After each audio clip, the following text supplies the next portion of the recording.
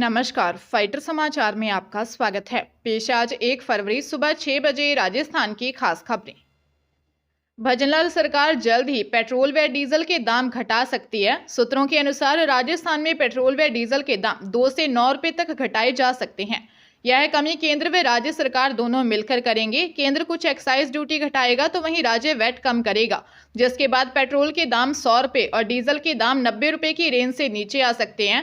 राजस्थान में पेट्रोल व डीजल के दाम क्रमशः 113 व 98 रुपए प्रति लीटर तक हैं, जो पंजाब, हरियाणा, उत्तर प्रदेश, गुजरात, मध्य प्रदेश जैसे पड़ोसी राज्यों की तुलना में सबसे ज्यादा हैं। आगामी लोकसभा चुनाव को देखते हुए पेट्रोल डीजल के दाम अधिकतम 9 रुपए तक कम किए जा सकते हैं। सूत्रों की माने तो वित्त विभाग अभी समीक्षा करने में जुटा है।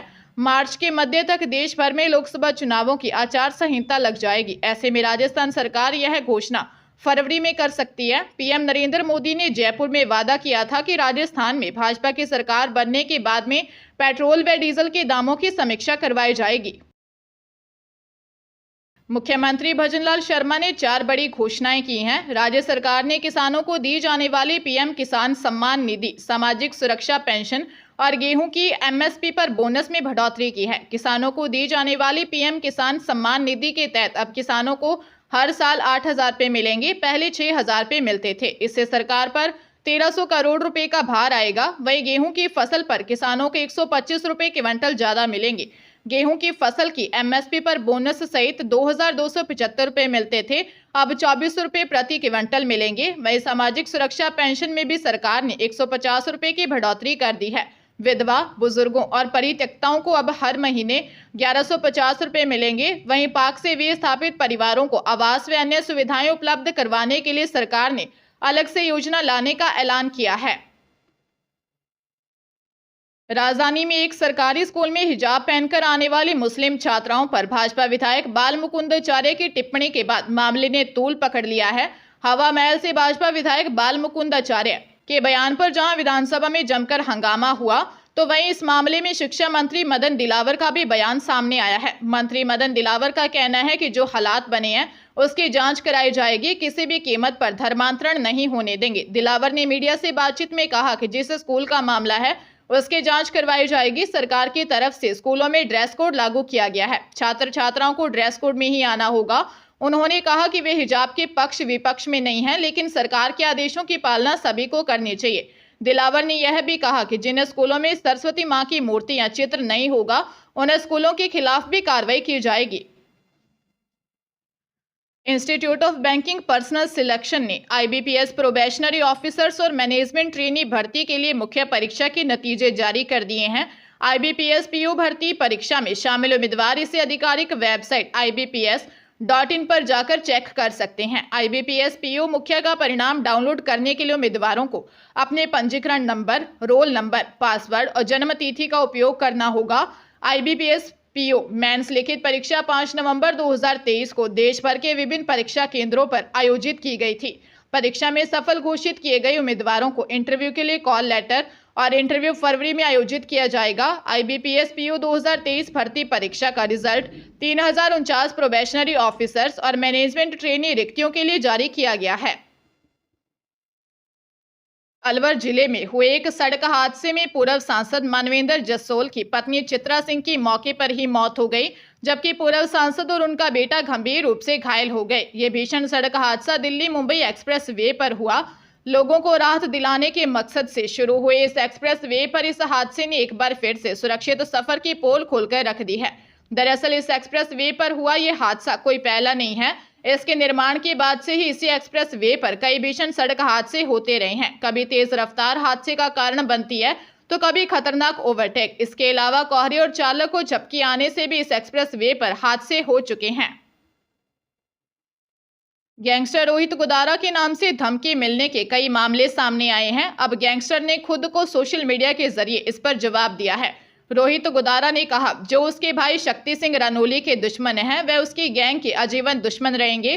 सीकर के लोगों को भी उसके नाम पर रनोली के दुश्मन धमकी दे रहे हैं। मेरा उससे कोई लेना देना नहीं है। गुदारा ने सीधे तौर पर अपने दुश्मनों को चिताया है। अब गैंगस्टर गुदारा एनआईए के निशाने पर भी आ गया है। एनआईए ने उस पर 5 लाख रुपए का इनाम घोषित किया है। हिस्ट्री शीटर रोहित गोदारा विदेश जाने से पहले बीकानेर के लूणकरनसर में रहता था। चूरू के सरदार शहर में 2019 में भीवराज सारण की हत्या के मामले में भी गोदारा मुख्य आरोपी था। वह शक्ति सिंह रनोली आनंदपाल गैंग का सदस्य है और फिलहाल जेल में बंद है। रोहित गोदारा ने एक गैंग का होने के कारण शक्ति सिंह रनोली के दुश्मनों को अपना दुश्मन बताया है। श्रीगंगानगर जिले के सादुलशहर में आंखें देखकर बीमारी ठीक करने के बहाने महिला से दुष्कर्म का मामला सामने आया है। महिला की शिकायत पर पुलिस ने इस संबंध में 2 बाबाओं के खिलाफ मामला दर्ज किया है। पीड़िता का आरोप है कि पिछले 1 साल से इलाज के नाम पर उसका देह शोषण किया जा रहा है। बाबा ने बीमारी ठीक करने के नाम पर 25,000 रुपये भी उससे ठग लिए। फिलहाल पुलिस मामले की जांच में जुट गई है। पीड़िता ने बताया कि उसकी तबीयत खराब रहती है। ऐसे में उसे किसी ने बताया कि खैरूवाला गांव में एक बाबा आंखें देखकर बीमारी ठीक करता है। महिला खैरूवाला गांव पहुंची और बाबा से मिली। बाबा ने उसकी फेरी काटने को कहा। महिला डेरे में आने लगी। बाबा ने महिला को एक दूसरे बाबा से मिलवाया। बाबा ने उसे बीमारी ठीक करने के बहाने कमरे में बुलाया और दुष्कर्म किया। विरोध करने पर घर में बुरी आत्मा प्रवेश करवाने का डर दिखाया। पुलिस मामले की जाँच कर रही है। नीट पीजी के उम्मीदवारों के लिए एक बड़ी खुशखबरी है। National board of examination in medical sciences ने नीट पीजी परीक्षा में बैठने वाले लाखों उम्मीदवारों के लिए परीक्षा शुल्क कम कर दिया है। NBEMS के एक वरिष्ठ अधिकारी ने बताया कि सभी उम्मीदवारों के लिए नीट पीजी का आवेदन शुल्क 750 रुपये घटा दिया गया है। 1 जनवरी 2024 से फैसला लागू हो गया है। अब आगामी परीक्षा के लिए आवेदन करने वाले हर एक उम्मीदवार को 750 रुपये कम देने होंगे। 2013 में सामान्य और ओबीसी उम्मीदवारों के लिए आवेदन शुल्क 3,750 रुपये था, जिसे 2021 में बढ़ाकर 4,250 रुपये कर दिया था। अब 1 जनवरी 2024 से 3500 रुपये शुल्क निर्धारित किया गया है। वहीं 2013 में SC, ST और PWD उम्मीदवारों के लिए आवेदन शुल्क 2720 रुपये था, जिसे बढ़ाकर 2021 में 3250 रुपये कर दिया था। अब इसे 2500 रुपये कर दिया गया है। जोधपुर जिले में यौन उत्पीड़न मामले में आजीवन कारावास की सजा काट रही आसाराम की ओर से कई बार जमानत का प्रयास करने पर जब राहत नहीं मिली तो आसाराम ने भी अपना रास्ता बदल दिया और पैरोल के जरिए जेल से बाहर आने का प्रयास किया। लेकिन आसाराम का यह सपना भी पूरा नहीं हो सका। आसाराम ने 1 नहीं बल्कि 2 बार पैरोल के लिए कोर्ट का दरवाजा खटखटाया, लेकिन दोनों बार आसाराम की उम्मीद टूट गई। आसाराम की ओर से राजस्थान हाईकोर्ट में दूसरी बार पैरोल याचिका पेश की गई, जिस पर सुनवाई के बाद कोर्ट ने विस्तृत आदेश के साथ उसे खारिज कर दिया। CJMM श्रीवास्तव और न्यायाधीश राजेंद्र प्रकाश सोनी की खंडपीठ ने आसाराम की दूसरी पैरोल याचिका पर लंबी सुनवाई के बाद फैसला सुरक्षित रखा। अब कोर्ट ने अपने विस्तृत आदेश सुनाते हुए आसाराम की उम्मीदों पर पानी फेर दिया है। New India insurance company limited यानी NIACL ने सहायक प्रशासनिक अधिकारी सहित विभिन्न पदों पर भर्तियां निकाली हैं। इच्छुक उम्मीदवार आधिकारिक वेबसाइट newindia.co पर जाकर इन रिक्तियों के लिए आज 1 फरवरी से ऑनलाइन आवेदन कर सकते हैं।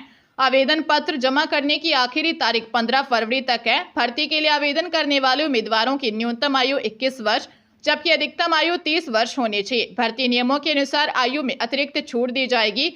New India insurance company limited में असिस्टेंट पद के लिए उम्मीदवारों के पास किसी मान्यता प्राप्त विश्वविद्यालय या उसके समकक्ष से किसी भी स्ट्रीम में स्नातक की डिग्री होनी चाहिए। शैक्षणिक योग्यता के साथ साथ उन्हें उस राज्य केंद्र शासित प्रदेश की भाषा का ज्ञान होना चाहिए जिसके लिए वे आवेदन कर रहे हैं।